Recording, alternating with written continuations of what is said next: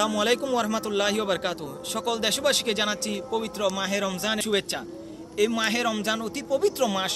এই মাসে আমরা যাতে এই মাসকে যাতে আমরা সম্মান করতে পারি, আল্লাহ রাসূল করিম সাল্লাল্লাহু আলাইহি ওয়াসাল্লাম সর্বদা একটি দোয়া করতেন যে আল্লাহুম্মা বারিক লানা ফি রজবা ওয়া শাবান ওয়া বাল্লিগনা রমাদান।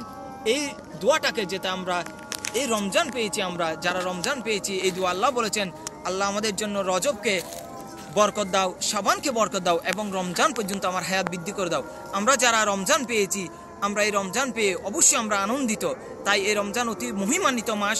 এই মাসকে যাতে আমরা সম্মান করতে পারি, এই মাসের মহিমান্বিত মাসের যাতে সম্মানগুলো আমরা রাখতে পারি, কাল কিয়ামতের ময়দানে যাতে এই রমজান যাতে আমাদের বিপক্ষে সাক্ষী না দেয়, এই রোজা যাতে আমাদের পক্ষে সাক্ষী দেয়, কাল কিয়ামতের ময়দানে যাতে আমাদের নাজাতের উসিলা হয়, সেই আহ্বান সবার কাছে করছি।